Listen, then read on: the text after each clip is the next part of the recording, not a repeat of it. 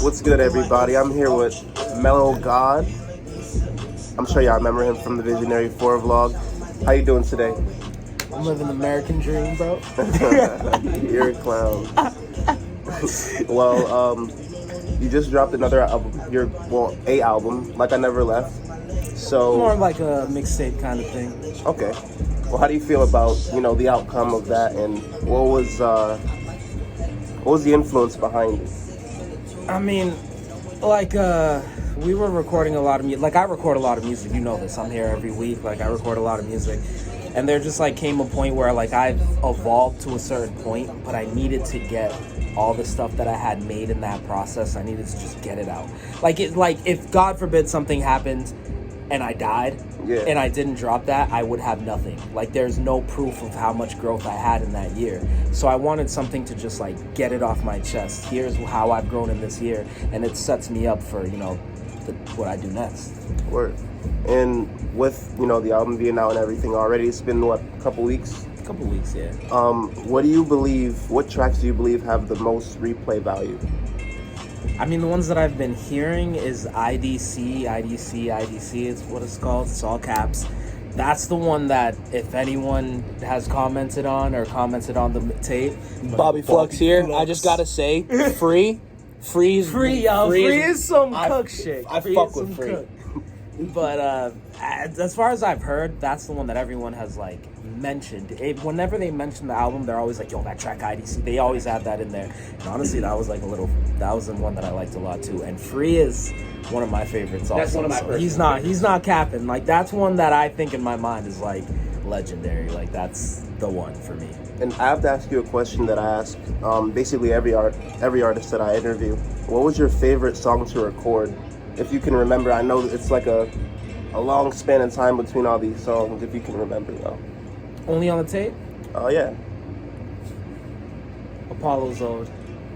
I was by myself in my room, made that beat 3 in the fucking morning, recorded it at 5:30 right when my parents went to work because that was the only time I could record and shit. And I just remember that was the one. I was really being different. That was just that vibe and everything that I had the most fun doing that one for sure. Okay. And in terms of your career, do you have a bucket list? Yeah. What's on your bucket list? I hope everyone does. Oh, okay. Well, I'm going to tell you one that I'm still going to mention, but it can't exist anymore. Big thing on my bucket list was to work with Mac Miller. That was a big bucket list hit that I just never got the chance for, and that was But other than that, I definitely want my first platinum plaque at some point in life. I don't normally care about streams or any of that other stuff, but I know at some point, I really want that one platinum. And I hope it's going to be multiple, but, I want that one on my wall, one that I could actually come home and be like, "Hey, mama, this ain't gold. This is that platinum plaque. This isn't gold. It ain't silver. It ain't nothing. It's a platinum plaque." At some point, I'll work towards that. I don't really think about it now. I'm not trying to be, the hit maker. I'm just expressing myself, but that's going to be a big one. And beyond that, those are the only two, really. Sure. And this is kind of weird, but do you have an album or a few albums that kind of inspired you to experiment with a few different sounds? Definitely. What are they? Macadelic for sure. Cushion OJ and Taylor Alderdice are a staple in my life. Whenever I think about the bass coolness I can be on a track, it is from those two albums. Cushion OJ and Taylor Alderdice. What else? Nah, those are the main three, man. Macadelic really got me out of I can be as lyrical as I want. It doesn't matter the beat. That kind of was the first tape that those beats were just different, but you know what I mean? What was it? Fight the Feeling? That is just Fight the Feeling, America. Those are just such odd out there. You think at least Fight the Feeling, you're boom bap, but it's still, I don't know. Especially America and shit. You can really drop your shit and be yourself on anything. It doesn't matter. You don't have to conform to nothing. And by Macadelic, that's when I realized I was yeah. That's fire. Sure. Do you have any crazy experiences performing? Yeah. I'm a spoiled nigga. Okay. I have not tasted fame. Yet I've always, like, most of my performances, especially the ones that I remember the most, have been actually a fairly large crowd, you know what I mean? Mm-hmm. At least, like, 100 or so. Whereas, so at least the very last performance that I ever had was actually at Warehouse 18, I believe. And I had made the set for the most audience interaction. Like, that's what I was hoping for. Like, I say something and they say it back. Mm-hmm. And I had this entire set planned. And the thing is, it actually fucking worked. And that was like, after that show, I was like, yeah, I'm meant to be a rapper. Like, I'm for sure. Like, just to have people saying back the things that you, like, want, mm-hmm. That's definitely nothing crazy, though. I'm definitely expecting, like, signing titties and shit. I'm definitely expecting some crazy shit. But not yet. Word. And speaking of performing, when do you plan on getting back out there and performing again? Luckily enough, we've been planning actually getting out there in the region, places like Rhode Island, New Hampshire, and doing a couple shows there. So I'm looking around November-ish is what I'm hoping.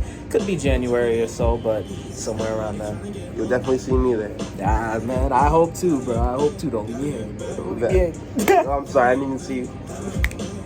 And I know you just dropped an album, but should we expect any more music coming from you soon? Oh, definitely. Maybe an LP, some singles? That album was so that if I died right now, like, I literally... Also, it's so that all the people who had been fucking with me before, like, before me ever starting this next rollout, they have something to listen to right now as we're getting ready for the next phase of my life. They get to hear what happened in that year. Because there's a solid amount of people that are actually like, bro, like, we've been waiting, like, when is this shit dropping? Now I at least have something for them. And, like, if they like this, they're gonna love what's next. Like, it's for sure, without a doubt. That. And I have, like, my last few questions are, like, they're fun questions. I call it or. Or. Yeah, it's stupid. So, signed to a label or independent? Independent. Hyperpop or alternative rap music? Hyperpop. Yeah, hyperpop. Like would you rather perform in an arena or stadium? Stadium. 80s rap or early 2000s? I had to skip 90s because 90s is... Early 2000s? Niggas 80s rap, bro? Bro. I had to put a weird one in there. I'm sorry to my old heads out there. I'm sorry, bro. You just disrespected Rakim. Bro. We were going down to the mall. Playing basketball. Fuck that shit. And my last question was haircut mellow or dreadlocks mellow? Dreadlocks mellow times 1,000, bro. Times 1,000. Word. Why? I feel better. I can't explain it, right? When I was a kid, I thought I couldn't grow dreadlocks. I don't know why I lived with this conception that my hair would never grow long enough for dreadlocks. I genuinely believed it. It would just stop. Yo, that's what I thought. It would just stop at a certain point and I would never get them. And here I am fucking locked up. I feel like this is what it was meant to be. For real? Shit, I know when it gets super long, I'm gonna cut that shit, though. I'm not feeling that. But yo, right now, this is like half dragon, bro. What? So when I'm full dragon, nigga, is fuck you, bro. Is there And actually, I did have one question that I slightly like skipped over. So you mentioned earlier that this is the happiest you've been in a few years. Do you want to get into why? You don't have to like get into personal things, but like there overall, really is. Yo, with my life, like I don't deal with like those like really hard personal shits that people go through. It's just like I don't want to say the most humane shit, but my biggest enemy is myself. Like if there's ever something that I can't do, like I've adopted a new a new trait where it's like I'll just fucking do it myself. Like, and that has liberated me times of like you wouldn't even believe. Like before there would be certain things like I wouldn't get into. There's just a lot about this music business shit I wouldn't do myself because I always thought I'm the artist, this and that. But like the idea is like if I don't have somebody to edit a video, or if I don't have somebody just to color grade a couple pictures, what is stopping me from doing? Actually, this nigga right over here, Atlas, one night said, "Hey, we're some pretty smart niggas. There's nothing that 24 hours of YouTube can't teach us." Right. That's what he said. There's nothing that 24 hours of YouTube can't teach us. That same night, this tall nigga. What's good? Atlas weeping in the cut, you feel me? Check me out. 6'5". Nah, 6'2", 6'2". 6'2". But no, that's honestly like, you know, it's good to see that you're better than, you know, what you were a few years ago. I think I was just bored, bro. I had a good ass job. Like, don't get me wrong. Like, despite the COVID shit, despite the job was the worst thing anyone could ever experience. I was a manager of a clinic. Like, I had a good job, bro. I had a secure future. But, like, I knew that, like, that was it, bro. Man, how much money you make? You just work every day, bro. You get the weekends off, and then you're going to go on vacation a couple years, and all the things that you wanted to do as a kid and that you always dreamed of doing, you're going to stop doing them, and this is it. And I was like, oh, shit. I can't get caught in that. And I was out, bro. I was out, man. Because even if it is a risk, man, I like risk. This is fun. Like, doing what you want to do with life, as much as it's hard work, it's work I'd rather be doing for me and my dreams than some random rich person. No, facts. For real, bro. And I learned that over the summer, too. Like, the whole vlog thing, interviewing different people. I knew I would love it, but I learned some things along the way, and I'm still learning. So it's just, like you said, it's a journey. We're always going to be learning, bro. Yeah. But that's kind of the best part Always about gonna it. be You learning. can't get bored with this. There's always a next level. No matter what level you're on in any terms of creativity or creative spaces, media, journalism, you can always be better. And so you're good in that regard. You can't get bored. You can't get complacent. What's gonna elevate you to the next level? You know what I mean? Hell yeah. It's always there. Well, thank you for your time. I'm not thank you. leaving, but we're still going to be here shooting the vlog. But interview's over. You have anything Like you I want to never say? left. Out now, Red Eyes Black Dragon out soon. Couple singles out soon. Yeah. Shout out my nigga Atlas. Shout out Bobby Flux. Shout out Bobby Flux. Shout out Audie in the cut over here. Shout out my nigga Aries. Yo, show my man putting in the work right quick, bro.